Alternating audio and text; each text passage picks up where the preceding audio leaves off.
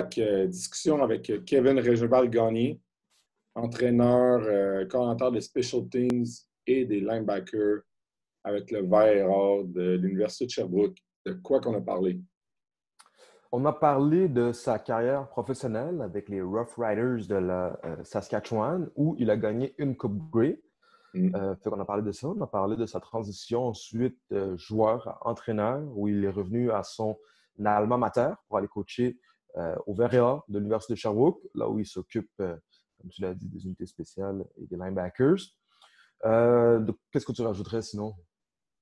Un gars qui s'est beaucoup impliqué aussi avec les programmes d'excellence Football Québec. On a parlé aussi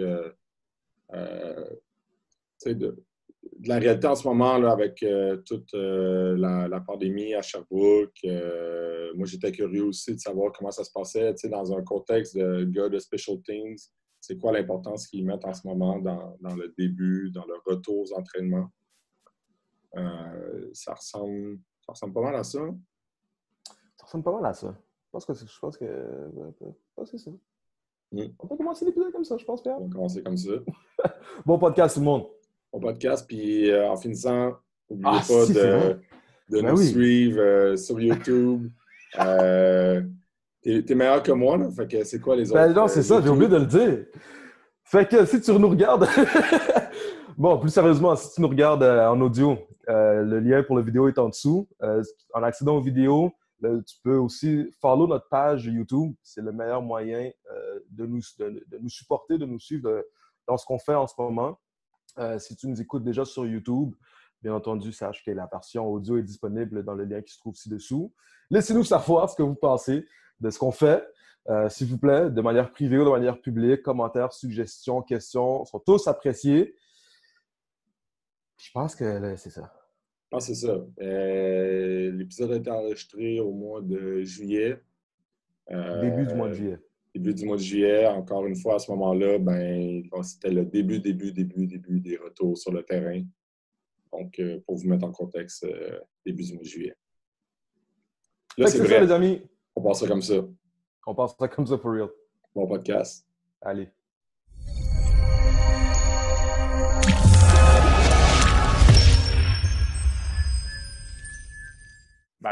Premièrement, on demande à nos invités, à ceux qui acceptent de participer à notre projet, comment ça va dans toute la période particulière qu'on vit. Là, c'est le fun parce que je pense que vous avez recommencé à pratiquer.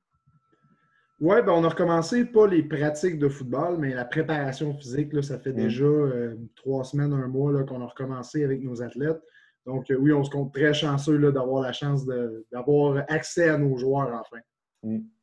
Est-ce que, parce qu'on a parlé à d'autres coachs aussi qui ont recommencé, là, ça ressemblait plus à des entraînements, c'est ça, comme tu dis, là, de conditionnement physique, puis il n'y avait pas encore d'équipement. Là. Est-ce que vous avez peut-être plus une idée comme de votre stratégie de retour vers des pratiques plus normales? Là? Parce que là présentement, au point où on est rendu, on aurait le droit d'avoir des vraies pratiques. Là.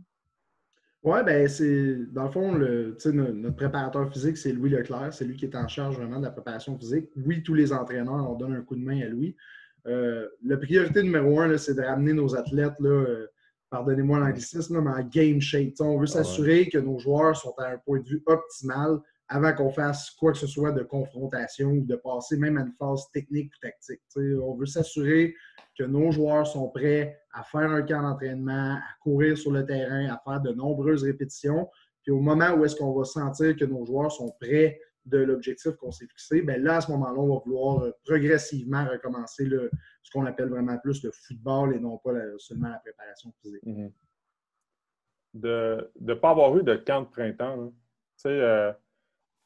normalement, il y a un camp de printemps, il y a des activités au printemps, puis après ça, ils n'ont pas de pratique durant l'été. En plus, si je ne me trompe pas aussi, il y a des règlements qui empêchent d'avoir des pratiques durant l'été. Là. Est-ce que vous avez tout le temps, si on espère avoir une saison à l'automne, si tout va bien, si on commence la date que tout le monde est prévu de commencer, est-ce que c'est dans les plans d'avoir un suivi ou avoir pas un suivi, mais des contacts avec les joueurs durant tout l'été? Où il y a un moment que les joueurs, il va comme avoir une coupure entre les pratiques que vous avez présentement puis le début de la saison, des pratiques pour la saison? Bien, pour moi, c'est une question en deux temps. La première des choses, la pandémie, ce qu'elle a eu de positif, c'est le fait que nous, on était déjà sur une application là, qui nous donnait accès à nos joueurs à temps plein, 24 heures sur 24, 7 jours sur 7. Puis on a profité de ce temps-là quand même pour continuer le suivi, surtout l'insertion au niveau tactique et technique. Donc, ça nous a permis déjà, sans avoir de camp, puis le faire vraiment sur le terrain, mais au moins de s'assurer de continuer à rentrer un petit peu ce qu'on voulait faire, puis à le présenter aux joueurs, puis même à passer des tests pour s'assurer qu'ils continuaient de bien comprendre ce qu'on voulait faire. Ça, c'est la première des choses. Pour ce qui est de la préparation de l'été, bien, pour moi et pour nous, pour le staff, pour les joueurs, c'est primordial de faire une pause pour les joueurs. On est tous des passionnés de football, vous l'êtes, je le suis, puis tout le monde au vert et or, on l'est. Mais c'est vraiment important de faire une pause pour faire en sorte que les joueurs s'ennuient un petit peu. D'être 365 jours par année, toujours en faire du football, toujours faire la même chose, ben, même le plus grand des passionnés va commencer par se fatiguer, puis trouver que c'est redondant, puis trouver qu'on fait souvent la même chose. Fait que pour nous, c'est primordial. Oui, il va y avoir une pause. Pas nécessairement de la préparation physique, mais une pause vraiment là, d'avoir coach Régimbal qui m'appelle, qui me texte, qui m'écrit, qui me fait passer des tests. À un moment donné, il faut qu'on leur donne un petit repos l'été pour que lorsque le camp commence, ben là, ils sont pleins d'énergie, puis là, ils ont envie de commencer à faire du football, ils ont envie de retourner sur le terrain. Puis là, à ce moment-là, je n'ai pas besoin de les motiver, ils sont motivés de manière intrinsèque. Puis là, à ce moment-là, c'est beaucoup plus facile pour nous. Oui, c'est ça, j'allais dire, la motivation, parce que nous, on se pose la question aussi, là, de garder les gars motivés, autant en sachant plus ou moins s'il va y avoir une saison, puis aussi la première game, même si on a une saison, elle est loin. Là. Fait que plus tu commences, c'est une des difficultés du football. On le sait tous, là, c'est beaucoup, beaucoup, beaucoup de pratique et d'entraînement avant même le premier match. Donc, il reste que c'est un combat qui est annuel. C'est pas vrai que c'est seulement en temps de pandémie que là, il faut aller rechercher la motivation des gars. C'est à chaque année, il faut s'assurer de garder ces jeunes-là motivés pour que quand arrive le temps de la saison, qu'ils soient au meilleur de leur forme et surtout au meilleur de leur motivation. Peut-être avant de passer à ton parcours, là, parce que dans ton cas, je pense que ça vaut la peine de te le demander. Là. Tu t'occupes des unités spéciales. C'est une unité spéciale, j'allais dire étrangement, là, mais par habitude, dans beaucoup d'équipes, c'est peut-être l'affaire qu'on passe un petit peu moins de temps sur les unités spéciales. Est-ce que tu as, mettons, dans ton cas qui est commentaire des unités spéciales avec une situation comme ça, il y a un danger, mais est-ce qu'il y a peut-être tout le temps une crainte ou il faut tout le temps se rappeler il y aurait une tentation de peut-être essayer de faire un petit peu moins d'unités spéciales pour faire un petit peu plus de offense-defense pour être prêt pour la saison? Tu comprends un peu ce que je veux dire? Là? Oui, tout à fait. Mais je pense qu'il faut quand même faire la juste part des choses. Là. Dans le football canadien, les unités spéciales, ça représente 30% des snaps. Donc, c'est vraiment le tiers du match qui va être sur les unités spéciales. Ça représente plus de 80% des verges qui sont échangées dans un match. Donc, la réalité du football canadien est tout autre que le football à 4 essais. Donc, non, nous, on ne va jamais couper sur le temps de special team. Au contraire, on est une équipe, on est choyé d'avoir une équipe qui met beaucoup de temps dans ses special teams. Puis ça, d'année en année, je pense que ça paraît là, sur la scène universitaire, on est une équipe qui fait relativement bien sur les unités spéciales. Donc, non, je n'ai pas peur de ce danger-là. Puis c'est sûr et certain que la journée où est-ce que ça viendrait sur la table, bien, je serais le premier à faire en sorte que ce soit rapidement mis de côté et qu'on continue à faire comme on le faisait parce que c'est une partie beaucoup trop importante du football à 3 essais. Donc, je ne vis pas vraiment cette réalité-là, mais clairement, je peux la mettre en perspective et comprendre que dans une équipe juvénile, benjamin, même collégiale, de dire, bon, ben OK, peut-être investir un petit peu moins de temps sur les teams, un petit peu plus offensivement et défensivement, ça pourrait être quelque chose qui pourrait arriver dans vos programmes, mais moi, je vous invite à continuer à investir votre temps sur les unités spéciales parce que ça peut vraiment être des game changers. C'est quelque chose qui peut vraiment te faire perdre comme peut te faire gagner. Donc, c'est vraiment important de prioriser le temps d'engagement moteur des athlètes sur les unités spéciales. Quand on demande à nos invités aussi on leur demande tout le temps comment ils ont commencé à coacher. Mais dans ton cas, on avait pensé plus de te demander dans ton parcours, là, comment s'est passé ton parcours dans la Ligue canadienne? Parce que tu as joué 3 ans avec les Rough Riders. Exactement. Tu as joué au Vert et Or aussi au niveau universitaire, donc tu es tout le temps resté un peu dans les chandails verts. Là. Oui. Mais, comment s'est passé ton parcours dans la Ligue canadienne? Ça a été un très, très beau parcours. Je réfère souvent à Regina ou à la Saskatchewan comme la Mecque du football canadien. C'est vraiment là, un endroit, c'est le meilleur endroit pour jouer au football au Canada. C'est des grosses foules, c'est des gens qui sont fanatiques. Les Rough Riders, c'est une organisation A1. C'est des gens là, qui te traitent vraiment comme un professionnel puis qui t'embarquent dans leur grande famille. Le Rider Nation, c'est incomparable à quoi que ce soit d'autre au Canada. Donc, pour moi, là, j'ai été choyé d'être avec les Rough Riders. Comment s'est passé mon parcours? C'est sûr et certain qu'en tant qu'athlète et en tant que compétiteur, on n'est jamais complètement satisfait du parcours qu'on a eu. C'est sûr et certain que j'aurais aimé ça avoir une carrière de 10 ans, 15 ans, puis pas avoir de blessures, finir toujours le meilleur plaqueur de mon équipe. Mais je reste tout de même très satisfait de ce que j'ai fait. J'ai eu la chance de gagner la Coupe Grey à ma première année avec les Rough Riders, ce qui était un feeling complètement irréel pour moi là, d'avoir la chance d'assister à la Coupe Grey. Puis en plus, c'était à Regina cette année-là, donc dans notre ville.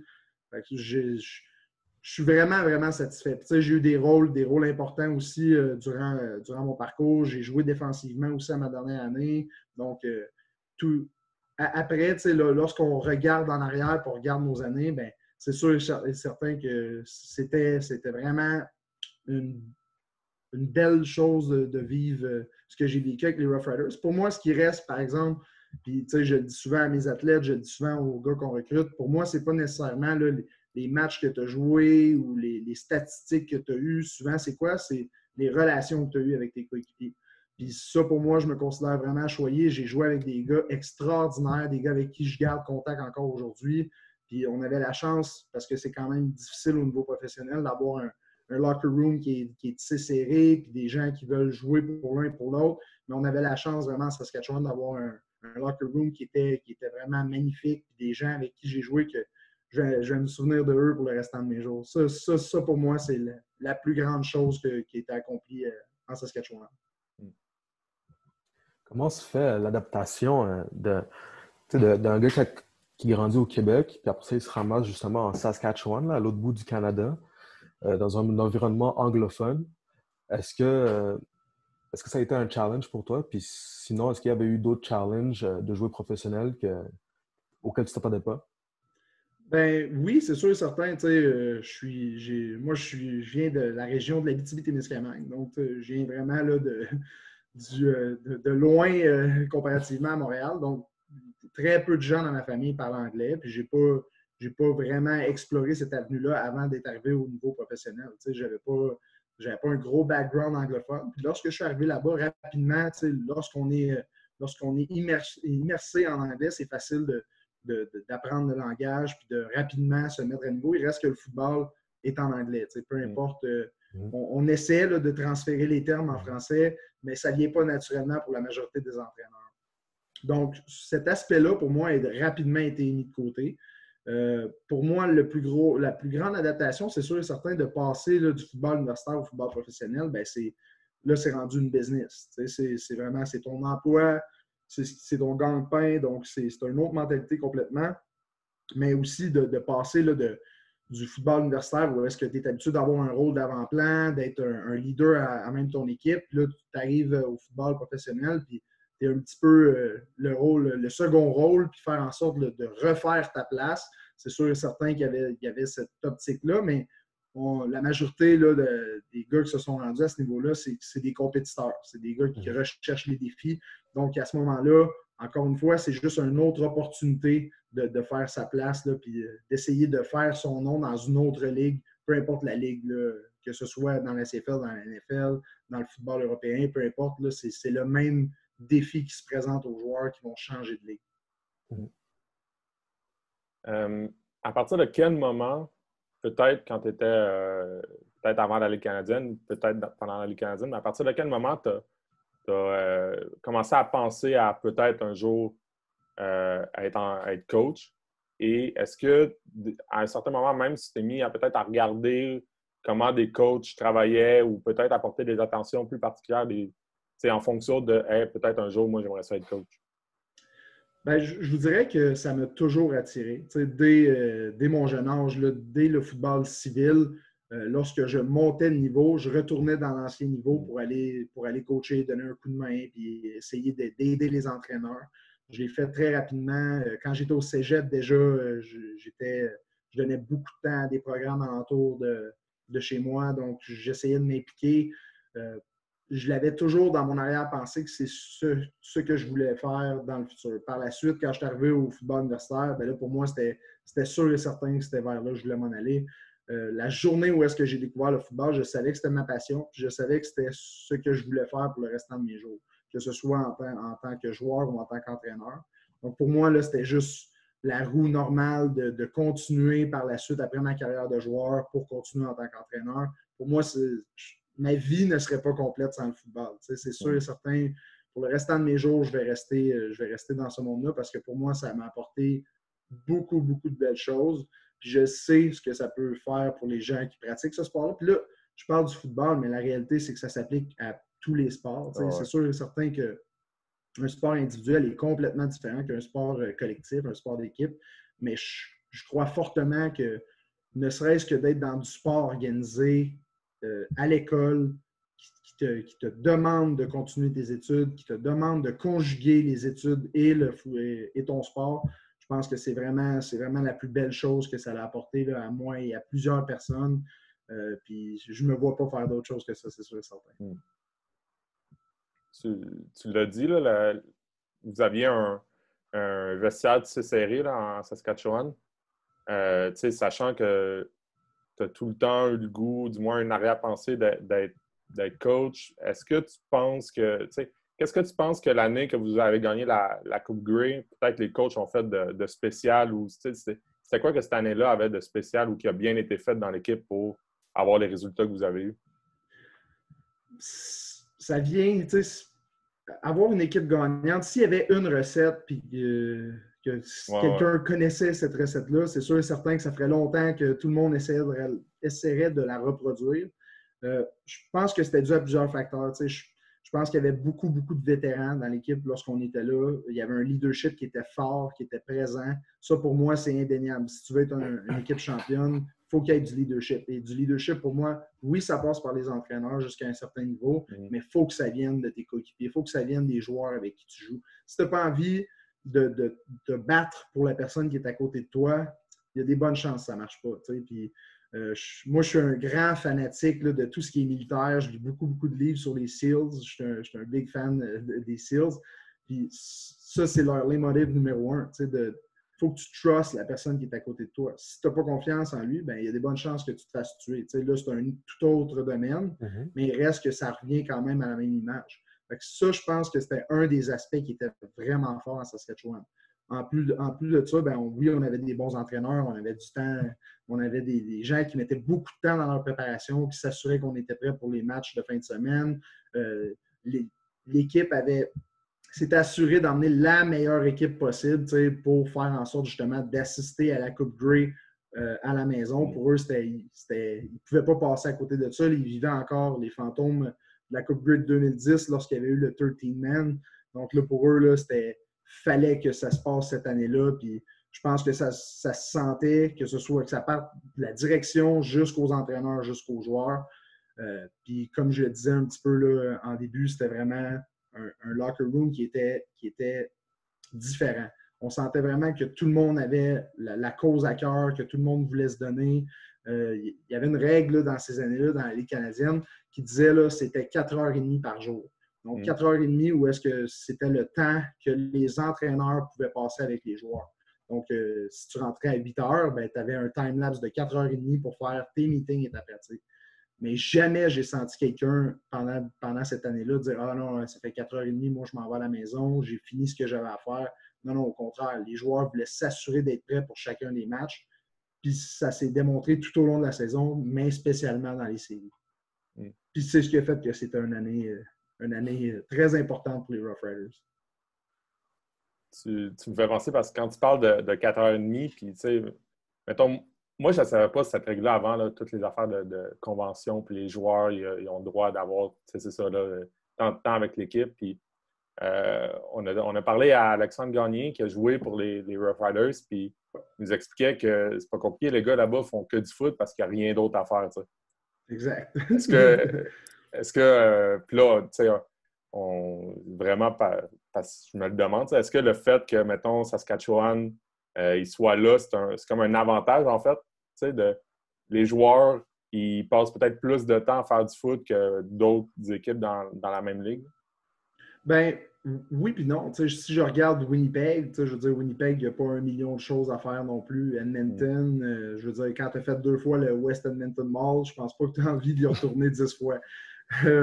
Calgary, oui, c'est une belle ville. Il y a les Rocheuses qui sont pas trop loin, mais encore là, tu sais, les gars qui sont des vrais athlètes professionnels, que tu sois à Montréal, que tu sois à Vancouver, que tu sois en Floride, que tu sois à Los Angeles, tu sais, je veux dire, si ta priorité numéro 1, c'est de performer sur le terrain, bien, peu importe où est-ce que tu vas être, tu vas prendre les moyens pour t'assurer de performer. Puis oui, c'est sûr et certain, mais il y a toujours moyen de se trouver quelque chose à faire. Tu sais, je veux dire, s'acheter une caisse de bière puis aller boire dans la cour de quelqu'un, tu peux le faire peu importe où est-ce que tu es. Mais est-ce que ça, c'est la bonne décision? Puis est-ce que c'est ça qui va t'emmener à avoir la meilleure performance? Bien, je ne le crois pas. Tu sais. Fait que à ce moment-là, c'est vraiment essayer de... Puis tu sais, là, je dis ça, mais ça pourrait être aussi le gaming. Tu sais, vous le vivez sûrement, mais avec des jeunes que, c'est quoi leur priorité? Est-ce que c'est de faire du film, de se préparer pour la fin de semaine, ou de mettre leur nez dans leur playbook? Ou c'est d'aller jouer à Fortnite pendant 4h30, justement, puis pas avancer ce qu'ils voulaient faire, puis de ne pas nécessairement pousser dans la bonne direction. Fait que, il y a toujours des excuses, mais là, c'est de savoir qu'est-ce que tu es prêt à faire comme sacrifice pour performer. Fait que, oui, je comprends de dire on est dans les prairies, puis il n'y a pas énormément de choses à faire, mais on peut toujours se trouver d'autres choses à faire que ça. Donc, c'est la culture d'équipe. Ouais. Exactement. T'sais, quand tu sens que les autres alentours de toi veulent en faire plus, ben, à un moment donné, si toi, tu veux te tailler ta place et tu veux performer, ben, tu n'as pas le choix d'en faire plus. Ça, c'est tes années dans la Ligue canadienne. Comment tu aboutis comme entraîneur, puis c'est abouti, comment tu deviens entraîneur avec le Vert et Or de l'Université de Sherbrooke, l'équipe pour laquelle tu as joué au niveau universitaire? Comment s'est passée la transition de joueur à coach? C'était, dans le fond, l'année 2015 à 2016. Donc, 2015, ma dernière année professionnelle. 2016, j'avais pris la décision. Moi, je voulais me rapprocher de l'Est. Toute ma famille était dans l'Est. Ma blonde, elle, ici, restait la moitié de l'année, dans le fond, à Montréal. Puis, elle venait l'été. Elle venait passer l'été avec moi, étant donné qu'elle travaillait dans le milieu scolaire. Par la suite, elle retournait là, au mois de septembre. Donc là, après 3 ans là, en Saskatchewan, je m'étais dit, bon, ben, je vais essayer d'aller sur le Free Agency, donc de voir s'il n'y aurait pas une possibilité de revenir dans l'Est pour jouer au football. J'avais eu des pourparlers avec Ottawa et Montréal qui m'avaient dit, ah oui, il y aurait de l'intérêt, donc pas de problème, va sur le marché, puis aussitôt qu'ils vont te libérer, ben, on va être en mesure de te récupérer. Donc, lorsque le Free Agency est ouvert, les Alouettes sont venus me chercher. Donc, j'ai signé un contrat avec les Alouettes de Montréal. Je me suis présenté, on a fait le camp. Par la suite, là, je me suis présenté au camp d'été. Puis, entre-temps, l'entraîneur-chef qui était David Lessard durant l'année 2016 m'avait contacté. Il m'avait dit, est-ce que ça t'intéresse de donner du temps? Tu n'es pas obligé de t'investir à temps plein, mais si jamais tu es en mesure de descendre à Sherbrooke à quelques reprises durant les pratiques hivernales, bien, viens. Nous, ça nous ferait plaisir de t'avoir et de donner un coup de main défensivement. Fait que moi, c'est sûr et certain, j'ai sauté sur l'occasion. Je vous l'avais dit, c'était déjà quelque chose que je voulais faire. Donc, aussitôt que l'opportunité s'est présentée, j'ai sauté sur l'occasion. Entre-temps, me présente au camp, justement, je passe un test médical. Puis 2 ans auparavant, je m'étais blessé au genou. J'avais eu une blessure quand même assez sérieuse au genou qui n'avait pas de nécessité d'opération, étant donné qu'il m'avait dit là, ton ligament, c'était le ligament croisé antérieur qui avait été affecté avec d'autres choses, bien évidemment. Puis quand je me suis présenté au camp, ben là, eux m'ont refait passer un IRM. Puis là, ils m'ont dit on ne peut pas te donner de contrat parce que justement, j'avais plus de ligament croisé antérieur. Donc là, je me ramassais dans une situation où est-ce que je devais me faire opérer pour faire en sorte de recommencer l'année d'après. Donc, passer vraiment un an là, complète en réhabilitation, puis recommencer l'année d'après. Puis pas de salaire. Exactement, Ouais, exactement. c'est ça. Ouais. Donc là, c'était quand même une question à se poser. Puis là, entre-temps, ben là, eux m'offraient un poste là, comme entraîneur à l'Université de Sherbrooke pour coacher les demi-défensifs, pour aider là, le coordinateur défensif qui est encore là aujourd'hui, Guillaume Boucher. Donc là, pour moi, c'était comme un bon timing. Donc, j'ai décidé de sauter sur l'occasion. J'ai décidé d'embarquer à 100% dans le projet de coaching. Puis là, il s'est passé ce qu'on connaît là, en 2016, la fin, dans le fond, du règne de David Lessard. Puis là, l'embauche de Mathieu Lecomte. Puis à l'embauche de Mathieu Lecomte, ben là, c'était clair que lui, il m'avait dit si jamais j'ai le poste, ben je désire t'emmener comme coordonnateur des unités spéciales. Donc là, pour moi, c'était exactement le poste que j'enviais. Il y avait déjà quelqu'un en poste, je ne voulais pas déplacer personne. Et lorsque Mathieu me dit j'aimerais ça t'avoir comme coordonnateur des unités spéciales, pour moi, c'était le poste que j'avais envie de remplir. En plus, là, durant la première année, j'ai coaché les demi-défensifs, mais par la suite, je suis retourné à mes premiers amours, donc coacher les secondaires de ligne. Donc là, pour moi, c'était vraiment le meilleur des deux mondes où est-ce que je coachais la position que j'avais envie de coacher et l'unité que j'avais envie de coacher. Donc, je me considère vraiment choyé. Tu sais, des fois, la vie fait des choses un petit peu bizarres, mais fait bien les choses. Donc, j'ai eu la chance, là, dès la fin de ma carrière professionnelle, la journée même, d'être embauché par le Wild. Fait que ça t'a... ils t'ont comme pas convaincu, mais le fait que tu as eu une bonne expérience à ta première année, puis qui t'offre ce poste-là, ça a mis une croix définitive, si on peut dire, sur ta... Tu n'avais pas le goût de retourner de racer comme joueur. Bien, tu sais, c'est toujours l'opération... ça reste bizarre, tu sais, de dire que mon genou est en parfaite santé. Pour moi, mon genou, il n'est pas un problème. Tu sais, je l'ai toujours senti comme s'il était à 100% après la réhabilitation c'était 2014, ma deuxième année. Après la réhabilitation, je veux dire, mon genou, pour moi, il est loin d'être faible. Tu sais, s'il y a de quoi, il était plus fort qu'avant avant la blessure. Donc, d'aller sur une table de chirurgie pour... T'sais, on ne sait jamais comment ça va ressortir. Puis il y en a plusieurs, je suis certain que vous connaissez plein d'histoires de gens qui se sont fait opérer, puis qui ont dû se faire réopérer, puis qui ont eu des problèmes. Puis... Donc, à ce moment-là, je suis quelqu'un de très actif dans la vie, là, pas juste au football, mais dans plusieurs sports. Donc, moi, je ne me voyais pas là, vraiment retourner sur une table de chirurgie puis faire en sorte de jouer un petit peu avec mon futur, que ce soit au niveau du football ou que ce soit au niveau juste de ma vie active. Quand je ne considère pas que mon genou est un problème à ce moment-là. Donc, pour moi, tu sais, puis oui, c'est jamais facile de faire la croix sur le football, mais pour moi, de le jouer ou de le coacher, pour moi, ça revient à la même chose. Comme j'expliquais tantôt, oui, le football, c'est le fun. Oui, c'est un beau sport, puis, sauf que c'est le seul sport au monde que tu ne peux pas jouer toute ta vie. C'est le seul sport qu'à l'âge de 50 ans, tu ne mettras pas un casque et des épaulettes pour aller sur un terrain. Il y en a qui le font, mais je ne suis pas un de ceux-là. Mais il reste que c'est ça la grosse différence. Moi, je voulais m'assurer de quitter en pleine forme physique. J'ai été très, très, très, très chanceux malgré tout dans ma carrière de ne pas avoir de grosses blessures régulièrement. J'ai eu quelques petites blessures. Souvent, je répète qu'au football universitaire, je n'ai jamais manqué une pratique. Puis ça, c'est rare, là, les gens qui ne se blessent pas pour une pratique dans leur carrière universitaire.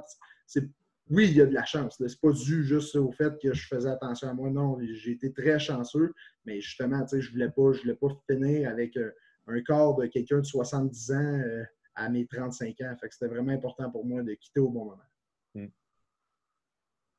Quand tu as fini comme joueur, quand tu as commencé comme coach, comment tu te définirais comme joueur et comme coach? Est-ce que tu étais le même genre de personne? Est-ce que tu t'es adapté quand tu as commencé à coacher?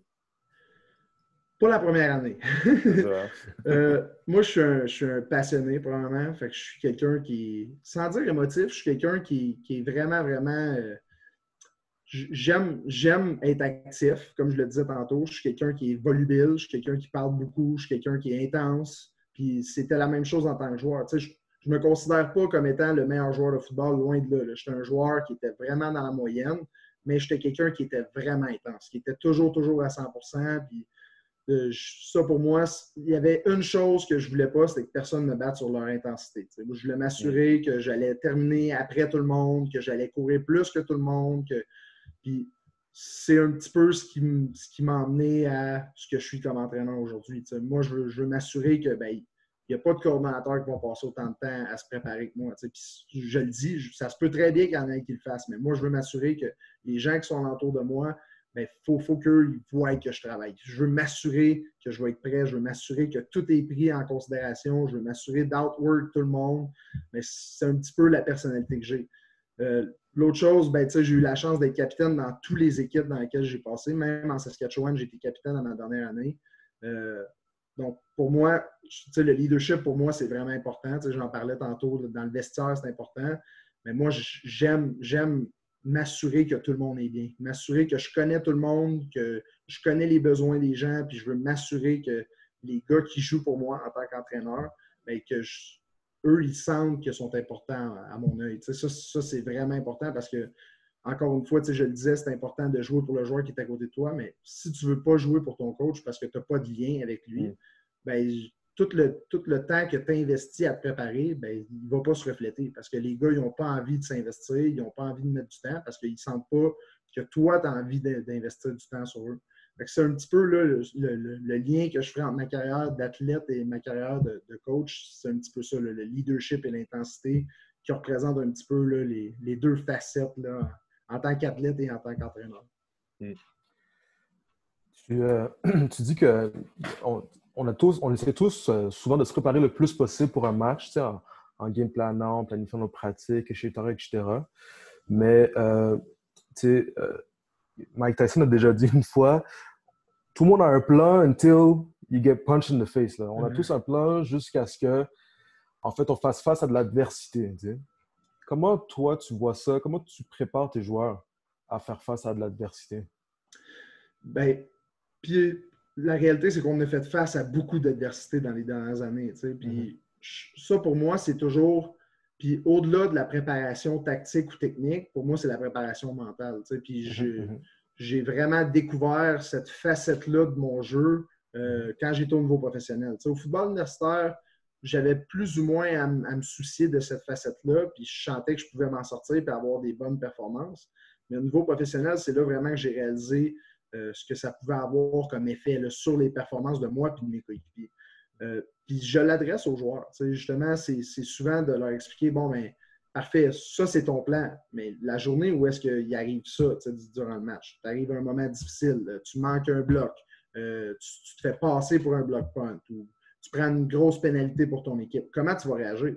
Est-ce que tu vas retourner au banc et tu vas t'apitoyer sur ton sort? Ou tu vas retourner au banc et tu vas te dire, parfait, c'est derrière moi. Là, présentement, ce qui compte, c'est le prochain jeu. Ce qui compte, c'est comment je vais revenir du mauvais jeu que je viens de faire. Fait que ça, pour moi, d'un point de vue tactique, je veux dire, un coup que tu as planifié ce que tu veux faire durant le match ou durant ta semaine de pratique, un coup que ça ne se passe pas comme tu veux durant le match, il y a un minimum de choses que tu peux faire. C'est pas vrai que tu peux tout effacer et recommencer à zéro durant un match, toute la préparation que tu as fait. Donc, à partir de là, c'est quoi? C'est comment tes joueurs sont prêts à réagir. Comment tes joueurs, eux, vont faire en sorte de bien te faire paraître durant le match. Puis là, rendu là, c'est plus de ton ressort. La seule chose que tu peux faire, c'est t'assurer que psychologiquement, les gars sont prêts à confronter cette adversité-là, puis à arriver prêts, justement, pas juste d'un point de vue technique, tactique ou physique, mais vraiment d'un point de vue psychologique. C'est fou, hein? C'est ça, c'est plein de détails, puis en fait, le but, c'est de préparer les gars à affronter toutes les situations. Là. C'est là que le football, pour moi, il est plus grand que juste des X et des O. Puis là, encore une fois, je parle du football, mais je pourrais parler de n'importe quel autre sport. C'est pas vrai que quelqu'un qui est dans son salon puis que tout ce qu'il fait, c'est regarder la télé puis jouer à des jeux vidéo, que quand il va arriver sur le marché du travail puis qu'il va faire face à de l'adversité, va être mieux placé qu'un gars qui a toute sa carrière il a été un étudiant athlète au niveau universitaire, qui a eu à jouer devant des foules de 10 000 personnes, qui a joué en overtime à plusieurs reprises, qui a fait face à plein de situations différentes, qui a eu à se préparer d'une manière psychologique. vous pouvez demander dans votre cercle fermé le nombre de personnes qui prennent le temps de faire de la visualisation, de faire des phases pour se relaxer, de faire ne serait-ce que de contrôler sa respiration. Bien, ça, c'est un des aspects que le sport de haut niveau apporte chez les étudiants athlètes. Ça, pour moi, bien, c'est une des parties les plus importantes. Je veux dire, on en parlait tantôt de la préparation physique, qu'on commence avec nos athlètes à refaire de la préparation physique. Mais la réalité, c'est que le gain qu'on va aller chercher entre ici et la saison, oui, c'est un gain qui va nous permettre de prendre du volume. Mais tout ce que toi, tu peux faire personnellement pour te préparer pour la saison, ça, là, il n'y a pas d'heure. Tu peux le faire le matin, le soir, tu peux en faire pendant 20 heures, tu ne seras pas fatigué. Mais ça, c'est la bonne nouvelle. C'est que là, tu peux te préparer, tu peux t'assurer d'être prêt à des situations. Puis je suis convaincu que quelqu'un qui est dans un gym présentement, qui fait que 5-6 séances par semaine, ou quelqu'un qui fait de la visualisation 5-6 fois par semaine, bien, je veux dire, il y en a un qui va mieux réussir que l'autre. Puis je suis convaincu que le psychologique est plus fort que le physique. Mais là, maintenant, si tu combines les deux, bien là, tu as le meilleur des deux mondes. Puis là, à ce moment-là, tu es un athlète complet. Oui, c'est ça. Un va pas sans l'autre. Ouais. Exactement. Comment tu t'es préparé à ta deuxième saison? Tu l'as dit, tu as pris le poste de coordonnateur d'unité spéciale, qui est quand même, qui est un poste important, point, au niveau universitaire ou dans n'importe quelle équipe. Là. Comment tu t'es préparé à passer de coach de position à coordonnateur? Bien, pour moi, ça faisait déjà 3 ans que je vivais en étant sur les special teams. Il reste que dans la Ligue canadienne, la grande majorité des joueurs canadiens, c'est des joueurs qui vont faire leur place sur les unités spéciales. Donc, j'étais en lien étroit avec mon entraîneur où est-ce que je m'assurais d'être prêt pour mes performances la fin de semaine. J'ai appris beaucoup durant ces semaines-là. Je serais vraiment un menteur de vous dire que quand je suis arrivé à Sherbrooke, j'ai pas copié un petit peu ce qu'on avait fait en Saskatchewan, au Vert-et-Or. Ben non, il reste que pour moi, le coaching, c'est de reprendre ce que tu as appris puis de le mettre à ta sauce, de le mettre à ta saveur puis de faire en sorte de l'amener un petit peu de ta façon.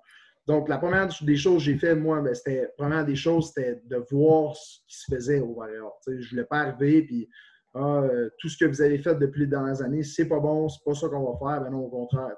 Avant moi, c'était Jean-Philippe Gauthier, qui est l'entraîneur-chef des volontaires. C'était lui qui était coordonnateur. Donc, la première chose que j'ai fait, je me suis assis avec Jean-Philippe. J'avais déjà contribué là, en 2016. J'avais donné un bon coup de main à Jean-Philippe. Je l'aidais du mieux de mes connaissances. C'est vrai que ça faisait 1 an que j'étais dans son système, mais j'avais déjà un bon background de team, ce qui me permettait d'y donner un coup de main. Donc, je commençais à connaître son verbiage, je commençais à connaître un petit peu les différents schemes qu'il voulait faire sur les différentes unités. Donc, c'était de prendre un petit peu ce qu'il faisait. Par la suite, c'est sûr et certain, moi, c'était Bob Dice, mon coordonnateur des unités spéciales en Saskatchewan, qui est maintenant avec le Red Blacks d'Ottawa. Donc, la première chose que j'ai faite, je l'ai appelé, on s'est assis ensemble, j'ai parlé un petit peu de ce que je voulais faire, c'était quoi ma mentalité.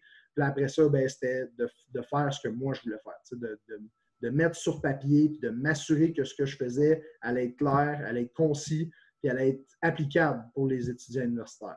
Donc, à partir de là, ça a été vraiment un hiver important pour moi, pour l'implantation, oui, tactique, mais surtout technique. De mettre, pour moi, je suis un big fan de buzzword, donc de m'assurer que chaque technique avait un terme rattaché, puis que ce terme-là était bien expliqué, puis que chacun des joueurs dans l'équipe était capable de rapidement avoir un teaching point qui ne nécessitait pas une phrase ou un paragraphe, mais qui nécessitait un mot, puis que ce mot-là était bien compris, puis que l'ensemble de l'équipe était en mesure de non seulement le comprendre, mais de me l'expliquer, de faire en sorte de m'expliquer, bon, mais ce buzzword-là veut dire telle chose. Puis là, à ce moment-là, ben, je veux dire, libre à toi d'imaginer les jeux que tu veux faire. Il y a autant de jeux que tu peux faire que tu peux même imaginer. Donc, à partir de là, un coup, tes techniques sont bien assimilées. Ben là, c'était juste de mettre sur pied là, vraiment les game plans de semaine en semaine. Comment tu fais adhérer les joueurs, pas nécessairement à ta première année comme coordonnateur, mais même encore aujourd'hui, comment, pas que tu convaincs, mais comment tu présentes les unités spéciales à Sherbrooke aux joueurs nouveaux ou qui arrivent avec l'équipe? Ben, tu sais, la première des choses, c'est sûr et certain que je vais leur parler de l'importance du football à 3 essais, des unités spéciales au football à 3 essais, parce que la majorité des joueurs qui arrivent du circuit collégial sont plus ou moins au courant. Ou il y en a plusieurs, il y en a qui sont au courant, mais il y en a d'autres qui ne savent pas nécessairement. Tu sais, il reste que c'est un entonnoir, le football. Fait que souvent, les gars qui arrivent au football universitaire, ben, ont peut-être un petit peu moins contribué aux teams, avec la réalité du football collégial qui a 65 joueurs d'habillés, donc plusieurs joueurs qui ne contribuent pas nécessairement offensivement, défensivement. Donc, c'est une autre réalité qu'universitaire. Au football universitaire, la première des choses qu'il faut savoir, c'est qu'il y a 48 joueurs qui sont habillés. Donc, tu enlèves les KR, les O-line, les defensive tackles. Tout le monde doit contribuer sur les teams au football universitaire. Donc, ça, c'est la première des choses que je leur fais comprendre. Un coup que ça c'est compris, bien là, oui, j'ai un rôle de vendre les special teams, mais pour nous, à l'interne, c'est vraiment les vétérans. C'est les vétérans qui doivent faire comprendre aux recrues que voici à quel point c'est important les teams. Voici à quel point on peut changer un match avec les teams. Voici pourquoi on veut être dominant sur les teams à Sherbrooke. Puis un coup que ce message-là est véhiculé par nos vétérans, bien là, après ça, tout ce que ça me reste à. Encore une fois, je rattache le message militaire, mais pour moi, l'équipe en entier, c'est l'armée. Moi, j'ai la chance d'aller choisir les individus, peu importe ta position. Peu importe que tu sois un receveur, un linebacker, un D-line. Pour moi, c'est est-ce que tu es le meilleur athlète sur notre équipe.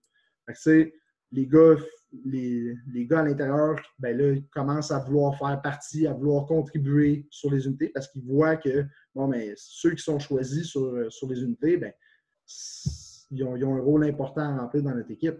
En plus de ça, ben là, il y a une autre chose qui vient mettre du poids sur les unités, ben, c'est le football professionnel. Donc, les gens qui veulent se faire une place au football professionnel, ben, ils n'ont pas le choix de contribuer sur les teams. Lorsqu'il y a un recruteur qui vient à Sherbrooke, la première question, souvent, c'est est-ce que ce gars-là peut jouer sur les teams au football canadien? Puis là, à ce moment-là, ben, qu'est-ce que ça fait? Ça fait que les gars ont envie de contribuer, les gars veulent voir du terrain, les gars veulent jouer sur les teams le plus possible pour faire en sorte de showcase leur talent un petit peu pour les recruteurs. Donc, ça aussi, ça aide beaucoup au football universitaire. D'après toi, en pensant aux bons entraîneurs que tu as eus dans ta carrière, ou à ceux aux bons entraîneurs que tu as côtoyés aussi, qu'est-ce qui fait d'un entraîneur un bon entraîneur? C'est une bonne question. Je pense que c'est plusieurs choses. Je pense que la première des choses, c'est d'être un rassembleur. Je pense que si tu es capable de faire en sorte que tous les individus poussent dans la même direction, bien, je pense que tu as déjà une bonne partie des choses de fait. J'ai eu la chance d'être coaché par Marc Santerre, qui était pour moi un excellent exemple de rassembleur. J'ai eu la chance d'être coaché par André Bolduc, qui était un rassembleur exceptionnel. J'ai eu la chance d'avoir plusieurs entraîneurs comme ça qui avaient cet aspect-là. Ça, pour moi, c'est sûr et certain que c'est important. Ensuite, il y a l'aspect pédagogue. C'est sûr et certain, tu es un professeur d'abord et avant tout. Tu es devant la classe, tu dois présenter un sujet à des étudiants. Tu dois t'assurer que cette matière-là est comprise, qu'ils vont être en mesure d'aller sur le terrain et de la reproduire. Donc ça, pour moi, c'est un autre aspect qui est vraiment important. Un coup que tu as tes deux aspects-là, ben pour moi, les personnalités, pour moi, peuvent être vraiment différentes. J'ai eu des entraîneurs qui étaient des cartésiens, qui étaient vraiment dans leur chose, qui voulaient contrôler les Xenos, qui voulaient passer du temps à peaufiner leur tactique. J'en ai eu d'autres où est-ce que c'était un petit peu moins ça, mais c'était vraiment plus des gens axés sur l'athlète qui voulaient. Là, pour moi, c'est doser, mais sans perdre ta personnalité. Il faut que tu t'assures de rester toi-même. Il faut que tu t'assures de rester vrai en toi-même, mais tout en comprenant le rôle que tu as envers ces étudiants athlètes-là. Fait que, tu sais, s'il y avait juste un type de bon coach, on essaierait tous d'être cette personne-là. Mais je pense que tout le monde, il y a plein de types d'entraîneurs différents, mais ce qui est important, c'est vraiment, un, d'être rassembleur, puis deux, d'être pédagogue. Un coup que tu as ça, après ça, tu peux être la personne que tu veux, puis je pense que tu peux réussir très bien avec ton poste d'entraîneur. Qu'est-ce que tu penses qui fait maintenant d'un leader un bon leader? Ou plutôt, qu'est-ce que toi, tu rechercherais chez un leader? Le leadership, pour moi, là, c'est la première des choses, là, c'est pas nécessairement quelque chose qui est. Tu sais, oui, certaines personnes vont l'avoir de base, mais je pense que c'est quelque chose qui peut s'apprendre. Souvent j'en parle là, avec plusieurs de nos athlètes, puis on essaie de justement décortiquer c'est quoi le leadership. Pour moi, la première chose, là, c'est d'être faut que tu sois inclusif. Il faut que tout le monde dans ton équipe soit important. Tu peux pas. C'est pas vrai quand tu as un petit noyau fort, que ces 5, 6, 10, 15 individus-là sont serrés, mais que tout le reste de l'équipe ne fait pas partie de ce noyau-là. Ça, pour moi, c'est pas du leadership. C'est du leadership nuisible. À ce moment-là, ce que tu veux, c'est vraiment quelqu'un qui est capable d'aller voir chacun des individus. Puis c'est pas vrai que tu vas t'entendre bien avec tout le monde. Tu sais, dans la société, c'est pas vrai que tu vas t'entendre bien avec tout ton voisinage, avec les 200 personnes qui habitent sur ta rue. C'est un mensonge. Mais tu es capable de parler avec ces gens-là. Tu es capable d'être respectueux envers ces gens-là. Puis ça, pour moi, c'est la donnée numéro 1 en tant que leader. Il faut que tu sois capable de parler à tout le monde. Il faut que tu sois capable d'être respectueux. Il faut que tu passes du temps avec eux. Il faut que tu apprennes à les connaître. Il faut que tu aies envie de jouer avec eux. Ça, c'est la première des choses. Ensuite, ben là, pour moi, c'est là que vient l'apprentissage. Ben, c'est de savoir comment réagir. Je lis un livre, justement, encore une fois, sur les SEALs qui s'appelle Extreme Ownership par Jocko Willink, qui est un ancien SEALs. Puis ça, pour moi, c'est la première des choses. Il faut que tu sois en mesure de ne pas pointer du doigt. Quand il y a un problème qui arrive, il faut que tu sois capable de take ownership, de dire, bon, ben, c'est de ma faute. Puis même si c'est ton coéquipier qui n'a pas bien fait, il faut que tu sois capable d'admettre que, ben, j'ai peut-être pas fait ce que j'avais à faire pour faire en sorte de lui le faire performer. Puis là, à ce moment-là, quand tu as des gens qui ne se pointent pas du doigt, mais au contraire, qui s'entraident et qui s'assurent que tout le monde pousse dans la même direction, mais là, tu as du leadership. Parce que là, tu as des gens qui vont contribuer à donner un petit push aux gars qui en ont besoin, parce qu'il va toujours en avoir. Il y en a qui tirent, il y en a qui poussent. Mais il faut que tu sois un de ceux-là. Mais là, c'est de savoir, es-tu celui qui tire ou t'es celui qui pousse. Fait que à partir de là, ben, quand tu comprends ton rôle, puis ça aussi, c'est important dans le leadership, quand tu comprends ton rôle, ben là, à ce moment-là, tu es dans la bonne direction pour justement avoir un leadership qui est fort. Quel serait un des meilleurs cadeaux que tu aurais reçus? Un des meilleurs cadeaux? C'est une excellente question. Puis ça me fait rire parce que c'est vraiment en lien avec le football. J'étais jeune, là, j'avais 13-14 ans. 13-14 ans, puis c'était un Noël. J'étais avec toute ma famille. Puis ça faisait déjà un an que j'arrêtais pas de demander à ma mère. Il y avait un programme d'entraînement qui se donnait dans ma région. Moi, dans le fond, j'ai commencé à jouer au football sur la rive nord de Montréal. Puis il y avait un programme d'entraînement là, qui se donnait dans un des gyms pas loin de ma maison avec Stéphane Dubé, là, qui est un entraîneur, qui est entraîneur pour les Canadiens de Montréal, pour les Penguins de Pittsburgh. Puis il y avait déjà plusieurs gars avec qui jouaient au football qui s'entraînaient avec lui. C'est un programme vraiment là, de préparation physique qui était comme, oui, il y avait des poids, mais il y avait aussi là, tout ce qui est pliométrie. Il y avait une portion aussi football. Puis à Noël, c'était un programme qui coûtait quand même assez cher. Quand tu as 13-14 ans, c'est pas moi qui allais payer les frais. Puis j'avais demandé à ma mère, puis à ma mère, à mon père, bien évidemment.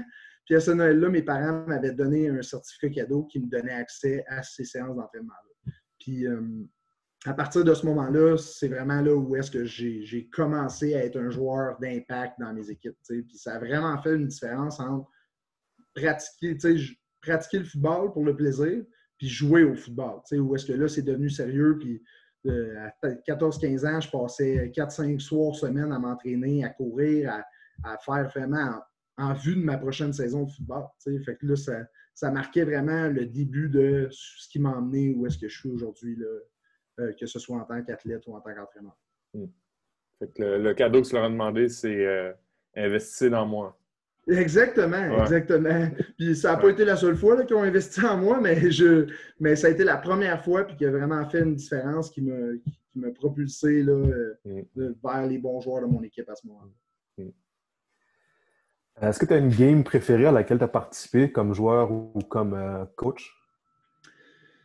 Il y en a plusieurs. Il y en a beaucoup. Je vous dirais là, rapidement comme ça, il y a eu la première Coupe Dunsmore en 2010 contre le Rouge et Or. Il y a eu la demi-finale contre les Carabins à la maison, notre premier match de play-off du Vert et Or à la maison. Le 5e bol d'or de suite avec le Vieux-Montréal en 2005.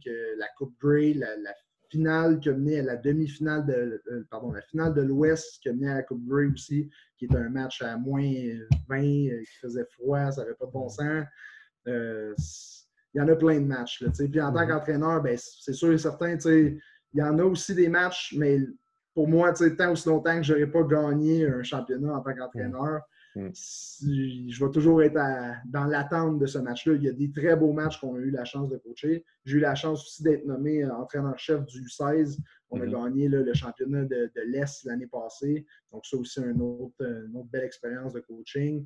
Mais il y a une chose qui est sûre, c'est que la bonne nouvelle, c'est qu'il en reste plein de beaux matchs à faire. Donc, j'ai plein de beaux souvenirs, mais il y en a plein de beaux qui s'en viennent aussi. Si tu devais choisir 2 valeurs, lesquelles tu choisirais et pourquoi? On a plusieurs valeurs à l'Université de Sherbrooke, puis pour moi, il y en a 2 vraiment qui sont nos 2 premières valeurs de notre équipe. C'est le respect. On en parlait tantôt. Là. Tu peux pas souhaiter te faire respecter si tu ne respectes pas les autres. Tu ne peux pas penser évoluer en famille, en équipe, s'il n'y a pas de respect. Pour moi, le respect, c'est vraiment, vraiment important. On le met de l'avant, c'est notre valeur numéro 1, puis j'y crois fortement. La deuxième valeur pour nous, c'est la famille. Puis là, quand on parle de famille, oui, au niveau du football, on parle du locker room, on parle des gars avec qui on joue, mais c'est aussi ma famille, ma conjointe, mes parents, mon frère. Ça, pour moi, c'est une valeur qui est vraiment importante, de passer du temps avec les gens qui sont chers dans ta vie. Je dis souvent que tu es la somme des 5 personnes que tu côtoies le plus dans ta vie. Donc, si tu t'entoures de personnes qui sont nuisibles, à ce moment-là, il y a des bonnes chances que ça tourne plus ou moins bien pour toi. Pour moi, c'est important que ma famille puis mes amis soient les gens avec qui je passe le plus de temps. Parce que si je suis dans leur famille, si je suis leur ami, c'est que, veux pas, c'est des bonnes personnes, c'est des gens avec qui j'ai envie de passer du temps. Donc, pour moi, ces 2 valeurs-là sont vraiment, vraiment importantes, que ce soit au football ou dans ma vie tous les jours. Si tu pouvais vivre dans n'importe quelle série télévisée, laquelle tu choisirais et pourquoi? Oh, c'est une bonne question. Là, présentement, j'écoute Casa del Papel. Fait que c'est sûr et certain que j'aimerais ça être dans cette série-là pour tous les millions de dollars avec lesquels ils vont sortir. Je ne connais pas la fin, donc pas de spoiler, s'il vous plaît. Okay. Mais c'est une bonne question. C'est pas une série, mais c'est une série de films. Moi, je suis un grand fan de Retour vers le futur. Donc, de voyager dans le temps, là, pour moi, là, je pense que ce serait quelque chose d'assez extraordinaire. Mais ouais, je pense que j'irai avec Retour vers le futur. Quel serait un ou plusieurs des joueurs les plus underrated que tu aurais côtoyés? Bonne question. Très bonne question. C'est difficile de mettre underrated sur un joueur, de dire que c'est... Parce que j'ai des joueurs qui ont connu des très belles carrières. Moi, je dirais, Simon Charbonneau-Campo, qui a été un receveur, est-ce qu'on peut le qualifier d'underrated? Il n'a peut-être pas eu la carrière qu'il désirait au niveau professionnel. C'est un gars qui a joué au niveau professionnel pendant plusieurs années, qui était probablement le meilleur receveur que j'ai vu au niveau universitaire, puis même au niveau professionnel, là, pour en avoir côtoyé plusieurs. Il y avait vraiment l'étoffe d'un receveur qui aurait pu vraiment être dominant dans la Ligue canadienne. À ce point de vue-là, on pourrait dire underrated, mais encore là, c'est un gars qui a eu beaucoup de succès au football universitaire. Donc, il n'est pas vraiment underrated. Sinon, je dirais... Bonne question. Je dirais Patrick Chenard, un autre excellent joueur qui a joué à Sherbrooke, qui a joué aussi au Vieux-Montréal avec moi, un demi-défensif, qui a eu une blessure en fin de carrière, mais qui, durant ses années universitaires, a été vraiment un joueur exceptionnel. Donc, un autre joueur qui a eu vraiment beaucoup de succès. Mais encore une fois, il n'a peut-être pas eu ce qu'il voulait à la fin de sa carrière universitaire, mais un autre excellent joueur. Sinon, ça serait difficile. J'ai joué avec plein de joueurs qui avaient un excellent potentiel, mais malheureusement, qui n'ont peut-être pas eu l'exposure ou qui n'ont pas eu la chance de faire tout ce qu'ils voulaient faire, que ce soit au niveau universitaire ou professionnel. Est-ce qu'il y a une personnalité publique qui t'inspire? C'est-à-dire, ça peut être un athlète, un politicien, un artiste, quoi que ce soit. Est-ce qu'il y en a, ou il pourrait y avoir plus qu'un aussi? C'est une bonne question. Moi, je vais nommer quelqu'un qui n'est pas nécessairement une personnalité connue, mais pour moi, Jérémy Doyon-Roch, le carrière avec qui j'ai joué à l'Université de Sherbrooke, ça, pour moi, c'est un exemple de ce que les gens devraient suivre comme comme parcours. C'est un être humain exceptionnel. C'est quelqu'un que je me considère comme choyé d'avoir côtoyé. C'est un gars là, qui avait une éthique de travail exceptionnelle. Tantôt, je parlais que j'essayais d'outwork tout le monde, mais lui, c'était impossible. Je n'étais pas en mesure de l'outwork. C'était quelqu'un qui mettait beaucoup de temps dans ses études, qui mettait beaucoup de temps au football, qui avait beaucoup de succès sur le terrain, qui avait beaucoup de succès dans ses études. Je me considère vraiment choyé d'avoir côtoyé cet être humain-là dans ma vie. Puis oui, je pense que ce serait une personne que je regarde en me disant il a un excellent parcours et plusieurs personnes devraient apprendre de lui. Est-ce qu'il y a un jeu dans une game, encore une fois comme coach ou comme entraîneur, qui va rester gravé dans ta mémoire à jamais? Oui, en tant qu'entraîneur, je vous dirais que le premier touché là, sur un retour de beauté en 2017, ma première année comme coordonnateur, c'était contre Laval à la maison, à Sherbrooke. Un retour de 87 verges, c'était le premier touché marqué en tant que coordonnateur. Donc ça, c'était un très, très, très, très beau souvenir. C'était un beau jeu. Les gars avaient fait exactement ce qu'on avait pratiqué durant la semaine. Donc, ça, c'est toujours plaisant. Puis, je rajoute à ça les jeux truqués qu'on a fait. Quand tu fais quelque chose, puis sur papier, parfait, ça marche, mais quand tu arrives sur le terrain, puis les étoiles sont alignées, puis ça marche, ça, c'est un beau feeling. Puis, je sais très bien, vous savez exactement de quoi je parle, mais ça, c'est le plus beau feeling en tant qu'entraîneur. Quand tu as réussi à mettre dans la vie réelle, sur le terrain, exactement ce que tu avais inventé dans ta tête, puis qui marchait bien dans ta tête, mais que ça finit par marcher sur le terrain. Ça, c'est un très beau feeling. Puis c'est ça qui nous pousse à continuer à coacher, ça avec plein d'autres choses, encore une fois. Mais c'est ce petit aspect-là qui nous pousse à continuer à travailler des heures de fou pour s'assurer que ça marche. Si tu pouvais avoir un super pouvoir, lequel t'aurais et pourquoi? Comme je disais tantôt, voyager dans le temps. Voyager dans le temps, là, je trouve que c'est vaste comme super pouvoir. Tu peux aider la société, tu peux contribuer pas juste en faisant une seule chose, mais je pense qu'on pourrait bénéficier de ce pouvoir-là pour faire le bien. Pas seulement pour mon profit personnel, mais juste en général là, pour aider la société. Est-ce que tu as une routine d'avant-match? Oui, en tant que joueur, il était vraiment strict. J'avais vraiment comme un rituel duquel je ne pouvais pas déroger. Puis sans dire ne pas déroger, c'était comme j'avais une séquence que j'avais peaufinée d'année en année puis qui était la mienne. En tant qu'entraîneur, pour moi, c'est plus j'essaie de relaxer. J'essaie vraiment de m'assurer de couper les stimuli extérieurs. J'essaie de ne pas être rejoignable. Je veux m'assurer là, que le temps de la journée du match, toute mon attention est donnée au match, est donnée à mes joueurs, est donnée à ce que j'ai à faire comme tâche durant ma journée. C'est sûr et certain, à l'intérieur de tout ça, je vais prévoir un petit moment pour me relaxer, contrôler ma respiration, m'assurer d'arriver prêt puis focus durant le match. Mais pour le reste, c'est vraiment, je vais avec les besoins du match. Encore une fois, il faut être prêt à s'adapter. On ne sait jamais ce qui peut arriver là, une journée de match. Là, que ce soit un headset qui ne marche pas, que ce soit un joueur qui se blesse durant le warm-up, peu importe. Donc, je veux juste m'assurer de prendre un peu de temps pour revenir au calme puis m'assurer là, que lorsque le botté d'envoi se fait, que je suis à 100% focus sur la tâche. Est-ce que tu as un coach mémorable dans ta carrière que tu as côtoyé? J'en ai plusieurs. J'ai nommé Marc Santerre. André Bolduc, qui pour moi a été un mentor. Marc Loranger aussi, qui a été mon coordonnateur défensif à Sherbrooke. Jean-Vincent Posiodette, qui était coordonnateur des teams aussi à Sherbrooke. Pour moi, j'ai encore une belle relation avec Jean-Vincent. On se parle une couple de fois par année, puis à chaque fois, c'est comme si je parlais à un ami, non pas un entraîneur. Certains d'entre eux, j'ai eu Corey Chamberlain aussi en Saskatchewan, qui est un excellent entraîneur. Je parlais de Bob Dice tantôt, avec qui je continue de garder une relation.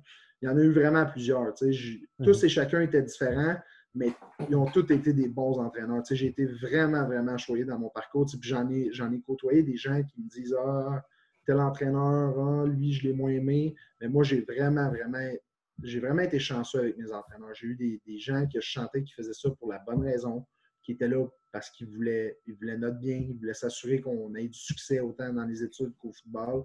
Puis ça, pour moi, je me considère comme très, très, très chanceux d'avoir côtoyé ces gens-là.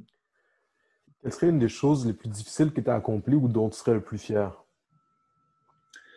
Ben, c'est sûr et certain que d'avoir joué au football professionnel, pour moi, comme je le disais tantôt, je n'étais peut-être pas le meilleur joueur de ma cohorte, mais oui, ça, j'en suis fier, d'avoir mis les efforts et d'avoir investi le temps que je devais mettre pour me rendre là. Ça, pour moi, j'en suis fier. Maintenant, pour moi, c'est le plus grand défi. La chose dont je vais être le plus fier, c'est ce que je vais faire dans le futur. Puis, oui, au niveau du football, oui, mais surtout au niveau de ma vie personnelle. D'être un bon conjoint, d'être un bon parrain, d'être un bon fils. Pour moi, c'est ce qui est le plus important pour moi. Puis c'est ce que je vais être le plus fier. Puis je continue de pousser dans cette direction-là. As-tu déjà reçu un conseil d'un coach que tu mets toujours en application? Ben, toute cette approche-là là, de ne pas voir les choses plus grandes qu'elles le sont vraiment. Je pense que Jean-Vincent, il y a eu cet aspect-là pour moi. Sans dire que c'est un conseil, mais c'était la manière dont il agissait. Lui, dans un match, il était toujours au même niveau. Il était content quand il y avait un bon jeu. Oui, il était fâché quand il y avait un mauvais jeu, mais c'était sans rancune, puis c'était comme on passe déjà à autre chose. Ça, pour moi, ça a été un exemple que j'essaie d'appliquer dans la vie d'aujourd'hui. Lorsque je suis sur le sideline, je veux pas être celui qui saute partout, puis après ça, qui crie après tout le monde. Je veux m'assurer de rester toujours au même niveau, de m'assurer de me contrôler pour que les joueurs se contrôlent. Fait que ça, sans dire que c'était un conseil vraiment dit, mais c'était un conseil que lui appliquait et que j'essaie de mettre en application à chacun des matchs que j'ai la chance de faire. Si on faisait un film sur ta vie, ce serait quoi le titre de ce film-là? Et ce serait quel genre de film? D'après moi, ça serait un court-métrage. Non, ça serait... Ouais, comme ça. Non, mais je sais pas, ce serait quoi. Je pense que ça serait sans regret ou quelque chose comme ça. Je pense que c'est le plus important pour moi, c'est justement de ne pas regarder le passé, mais de juste continuer à pousser vers l'avant, puis de toujours pousser, puis un coup que tu t'es dit ce que tu voulais faire, ben, c'est de faire en sorte que ça arrive. Puis ça, pour moi, ça serait le plus important. Tu ne peux jamais changer ce que tu as fait dans le passé, mais tu peux toujours changer ce que tu vas faire dans le futur. Puis ça pour moi, là, c'est ce qui est le plus important. Puis je pense que ça serait un court-métrage avec ce titre-là. As-tu un livre à recommander? Ben, comme je disais tantôt, Extreme Ownership de Jocko Willink, je vous le suggère fortement. L'autre livre, ça serait... je cherche l'auteur. C'est Champion's Mind. Il y a Champion's Mind qui est un livre justement sur la préparation psychologique. J'en ai un autre, là, j'oublie le titre. Là, In Pursuit of Excellence. In Pursuit of Excellence, c'est le livre qui m'a vraiment aidé d'un point de vue psychologique. Je le lis minimalement une fois par année. Puis je pense que tous les gens qui font du sport de haut niveau, puis même les gens qui ne font pas de sport, juste dans la vie en général, de prendre ces trucs-là, de savoir justement comment revenir au calme, comment contrôler tes émotions, comment gérer toute la petite voix dans ta tête qui t'emmène de l'insécurité. Puis je pense que ça, tous et chacun devraient lire ce livre-là. Moi, ça m'a grandement aidé à performer. Ça m'aide encore aujourd'hui dans mes matchs à gérer mon stress. Je pense que tout le monde devrait lire ce livre-là, puis ça va vous aider, peu importe qui vous êtes. Dernière question, pourquoi un joueur devrait aller à Sherbrooke? Pourquoi? Là, c'est probablement la question qui va prendre le plus de temps.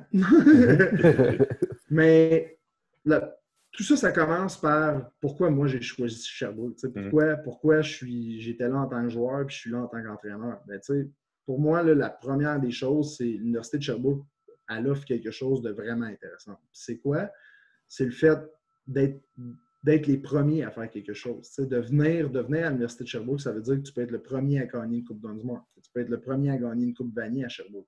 Puis ça, pour moi, c'est quelque chose qui est extrêmement attirant. D'avoir la chance de venir contribuer dans une équipe à gagner un championnat, quand tu es un underdog, c'est la plus belle chose qui ne peut pas t'arriver dans ta vie. Tu vas te souvenir de ça le restant de tes jours. Ça c'est un des aspects. Maintenant, il y a plein d'autres aspects. La ville de Sherbrooke, c'est une ville qui est universitaire, qui est extrêmement jeune. C'est un campus qui est vraiment actif. Un campus, là, pour ceux qui ne sont jamais venus à Sherbrooke, il y a un quartier résidentiel là, juste en face de l'université. Tu peux aller à tes cours à pied, ça va te prendre 5 minutes. C'est un quartier en plein milieu là, du Mont-Bellevue, donc tu peux aller te promener là, dans le bois, tu peux aller, ceux qui sont des fans de plein air, là, c'est magnifique. Ça, c'est une autre chose. L'autre aspect, ben là, c'est le coût. Encore une fois, là, les loyers, c'est moins cher, les transports en commun sont gratuits pour les étudiants. Hein? Fait que, c'est facile pour les étudiants de venir à l'Université de Sherbrooke. Ça c'est encore une fois un autre aspect. Maintenant, on a les bacs coopératifs. Un autre des rôles que je remplis dans le staff d'entraîneur. Mais je suis aussi responsable académique. Donc, je m'occupe de tout ce qui est admission, gestion des horaires, je m'occupe du hall d'études, de l'aide des tuteurs, de tout le dossier académique. Puis, les stages coopératifs, c'est vraiment un des aspects primordiaux pour les étudiants qui viennent à l'Université de Sherbrooke. C'est des stages qui sont rémunérés. Donc, les étudiants vont faire de l'argent durant leur parcours universitaire. Ils vont faire des sessions d'études et de stages, une après l'autre, durant leur parcours de bac. Puis ça te permet de quoi? Bien, de sortir de l'université sans dette. Ça, c'est l'aspect numéro 1. On n'est pas dans la NCA, nous, dans le U-Sport. Donc, on n'a pas de full ride où est-ce qu'on paye ton loyer, ta bouffe, ton linge. C'est pas la réalité du U-Sport. Mais Sherbrooke propose un peu cette formule-là en disant, bon, bien, durant ton parcours universitaire, tu vas faire environ, en moyenne, 30 000 durant ton parcours universitaire. Ça, c'est sans compter les bourses football là, qui sont remises dans chacune des équipes du U-Sport. Donc, ça, pour nous, c'est un gros point où est-ce qu'on réussit à emmener des gars que, bon, bien, leur situation financière n'est peut-être pas numéro 1 où ils ont besoin justement d'avoir un revenu. Mais vous le savez, quand tu es un étudiant athlète, puis que tu t'entraînes, que tu fais tes cours, que tu as des pratiques, bien, c'est pas vrai que tu peux avoir un job à 30 heures semaine. La majorité des gars qui jouent au football, puis encore une fois, j'implique les autres sports, tu n'auras pas le temps de travailler. Mais là, présentement, tu as des sessions de stage où est-ce qu'ils sont pris en considération. Tu as des stages, tu as vraiment des journées de travail du lundi au vendredi de 8h à 5h. Mais nous, notre horaire est fait en considération étant donné que tous nos athlètes, ou du moins un gros pourcentage de nos athlètes, sont dans les bacs coopératifs. Donc, on n'a pas le choix d'accommoder ces étudiants-là. Puis, on fait nos pratiques le soir quand les stages sont finis. Puis, eux, bien, là, sont en mesure justement d'aller chercher un petit peu d'argent qui vont leur permettre de payer leur session, de payer toutes leurs dépenses qu'ils vont avoir durant le parcours universitaire. Ça, c'est une autre chose.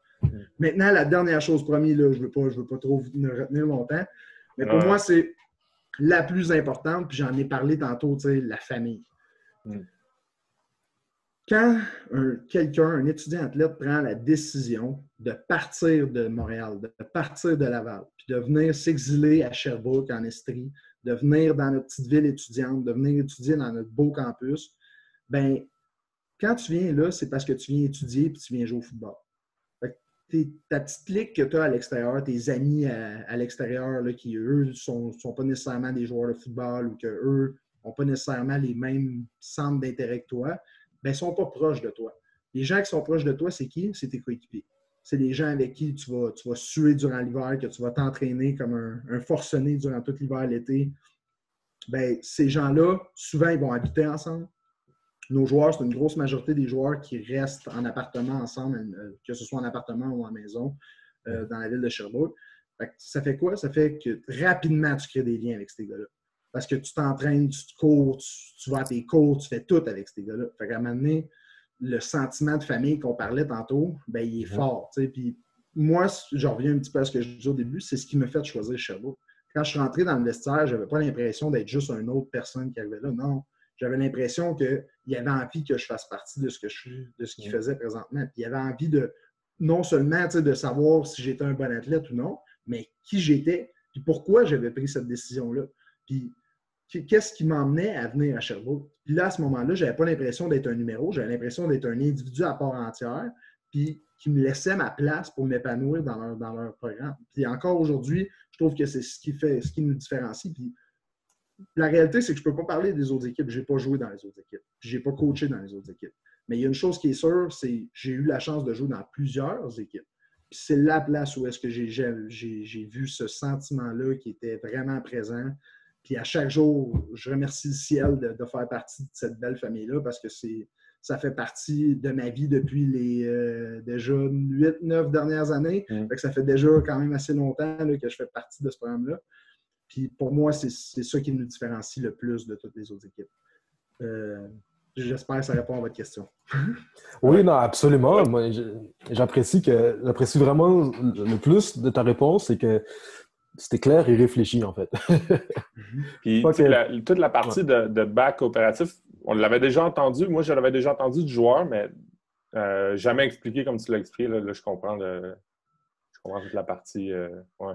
Puis ce qui est attrayant, tu sais, puis là, je continue un petit peu avec le speech du coopératif, mais c'est souvent, c'est pas vrai que tu vas arriver à l'université, puis le premier domaine que tu vas choisir, tu vas dire, ah, ben parfait, moi, je veux m'en aller en génie. Je veux m'en aller en génie biotech. Parfait. Tu t'en vas, tu fais la première session. Là, tu commences à apprendre la matière. Puis là, des fois, dans certains domaines, tu vas faire 3 ans dans ton bac, tu arrives sur le marché du travail, puis ça ne représente pas du tout ce que tu t'attendais. Tu sais, c'est pas le type d'emploi auquel tu t'attendais. Donc, de l'avoir dès ta première année, ta deuxième session, d'avoir un stage vraiment là, sur le plancher des vaches, où est-ce que tu fais le métier que tu vas faire plus tard, bien là, à ce moment-là, ça te permet de confirmer, bon, c'est-tu fait pour moi? C'est-tu quelque chose que je me vois faire pendant les 30 prochaines années? Parce qu'il reste que ultimement, tes 5 ans d'études ou les 3 ans pour un bac, mais 5 ans universitaire, c'est pour tes 30 prochaines années. Fait que, le temps que tu fais là, ben, c'est important que tu confirmes que c'est ce que tu as envie de faire dans le futur parce que c'est ce que tu vas faire pendant la majeure partie de ta vie. Fait que c'est important d'aller chercher cette information-là. Puis, c'est grandement apprécié de nos étudiants. Puis, quand tu as l'opportunité de le faire, ben pourquoi pas le faire? Pourquoi pas venir à l'université et faire en sorte d'être payé durant ton université? Toi, tu avais fait quoi? Vu que tu étais étudiant là, puis je pense pas que coach de foot, c'était dans les choix. Oui, ben, c'était enseignement. C'était justement la pédagogie qui m'intéressait. Étant donné que c'était une branche vers laquelle je savais qu'ultimement, j'allais me diriger, ben, c'était la pédagogie qui m'intéressait. Est-ce que je me vois devant une classe d'étudiants? Je ne sais pas. Devant une classe d'étudiants athlètes, ça, par exemple, je me vois le faire. Ben, le terrain, c'est quasiment une classe. C'est une grande salle de classe. Une salle de classe qui est bien placée pour faire bouger les petits gars hyperactifs. C'est une salle de classe où est-ce que c'est facile parce qu'ils ont envie d'être là. Donc, tu sais, la matière qu'on présente, c'est de la matière qu'ils ont envie d'écouter. Dans la plupart du temps, mais c'est une matière qui est censée être intéressante pour eux. Fait que, tu sais, encore une fois, ça revient un peu au programme d'études. Si tu étudies quelque chose que tu aimes, ben, les chances que tu retiennes de l'information est beaucoup plus grande. Fait que, on joue dans une très belle salle de classe. Ben, merci beaucoup, Kevin, du temps que tu nous as donné. Ça conclut l'épisode du podcast d'aujourd'hui. Très apprécié. Pierre, je ne sais pas si tu voulais rajouter quelque chose. Non, mais autre qu'on vous souhaite vraiment, on nous souhaite à tous, mais vu qu'on ne coach pas au même niveau, on vous souhaite d'avoir une saison. Merci, on vous le souhaite à vous autres aussi. Oui, c'est ça. On espère à tout le monde que toutes les ligues vont suivre la même direction, mais non, c'était vraiment apprécié que tu prennes le temps de nous l'expliquer puis que c'est ça, qu'on aille en détail. Non, c'est vraiment fun.